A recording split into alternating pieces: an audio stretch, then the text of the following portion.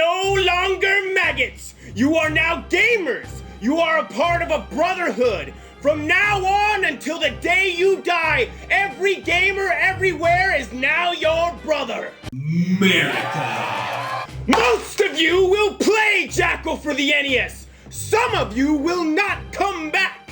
But always remember this. The Gamer Core lives forever. And that means you live forever. Even more America. That's right, Jackal for the NES is one of those games that if you played it, you more than likely loved it. It's an amazing classic. In fact, I've never met anyone that hated this game. If you ever do meet someone who disliked Jackal, they probably were the type of people who played hacky sack with dead hamsters or thought Chris Benoit was a great father figure.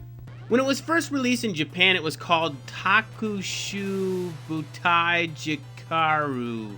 Or as I like to say, wait, what did you call me? Which actually translates to Special Forces Jackal. However, when it was brought to North American arcades, the arcade cabinet was renamed to Top Gunner, which makes more sense to me because there's a dude on top of a Jeep and he's certainly using a gun. What the hell does Jackal mean anyway? According to all the definitions I can find, it's 1. Any of several nocturnal wild dogs of the genus Canis of Asia and Africa that scavenge or hunt in packs. 2.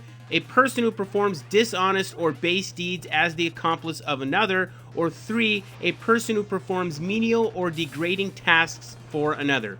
What does that have to do with this game? All you're doing is going around blowing up stuff and saving POWs. I can tell you exactly why we got the title right, numbnuts. America. America.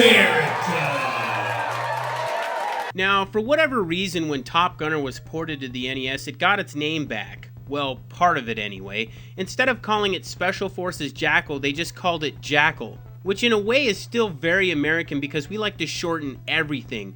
For example, when I was a kid, we used to just say, hey, what's up? Then it became what's up, then was up, and now it's sup.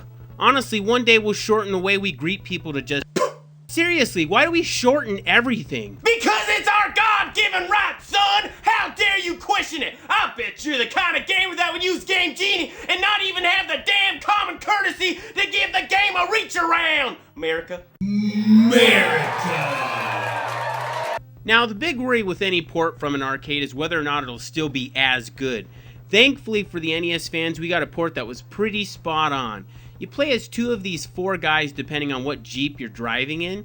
These names scream military. You've got Sergeant Quint, Corporal Gray, Colonel Decker, and Lieutenant Bob. Bob. Not to disrespect anyone with the name Bob or Bobby, but that doesn't exactly fit with the rest of the names. That's like having names of Master Killer, Ninja Deathman, Karate Dolphin Dude, and Phil from accounting. This battle will make your blood boil. Good luck.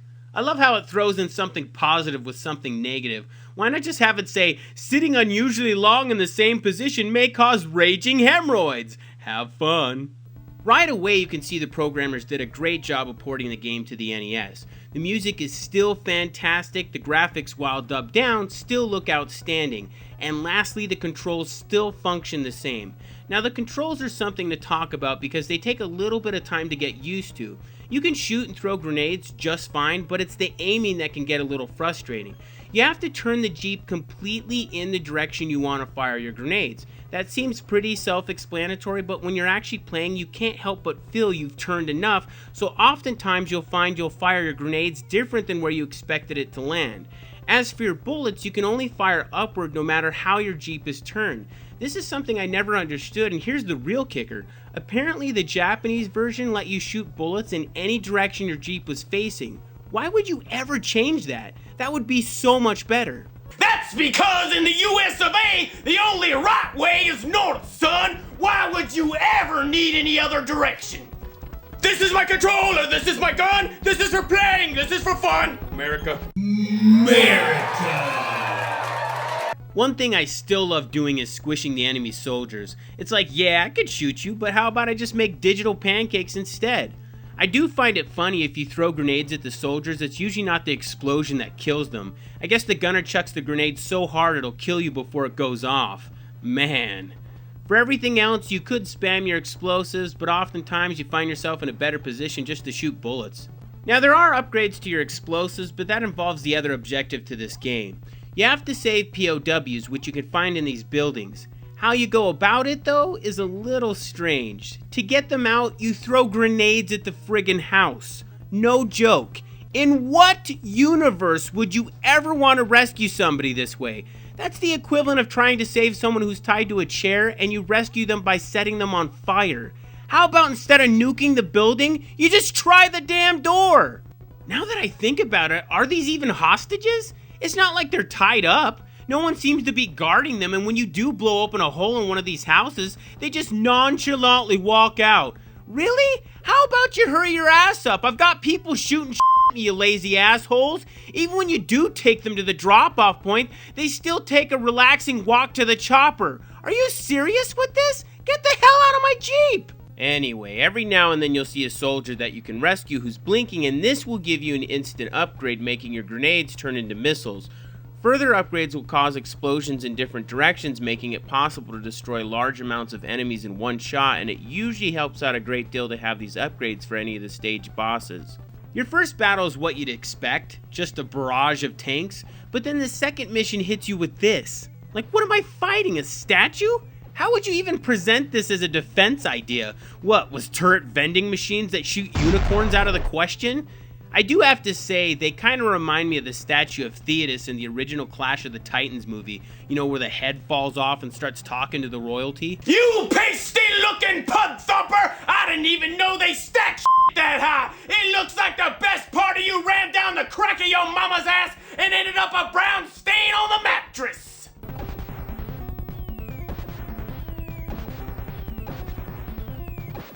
Who say, can you say, by the America?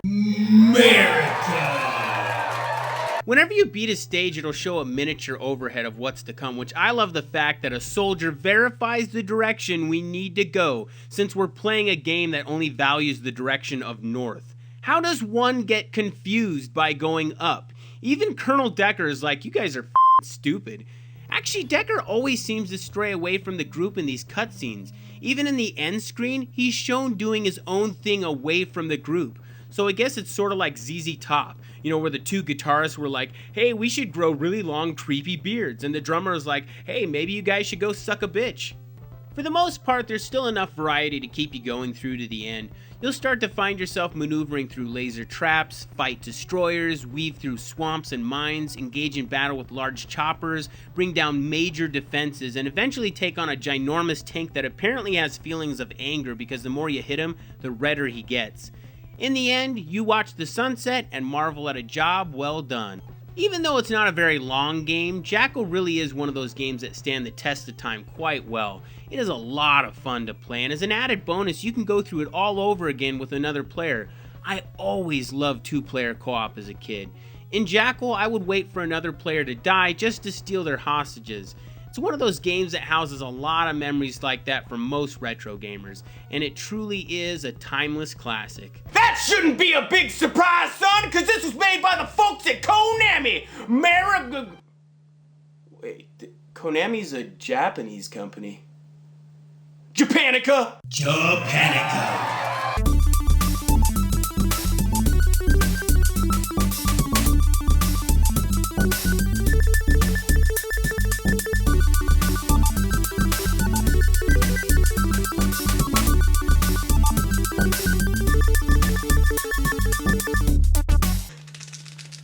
Just getting ready. This is the practice part. I'm not really playing a video game right now. It's all smoke and mirrors, smoke and mirrors. Pay no attention to the man behind the curtain.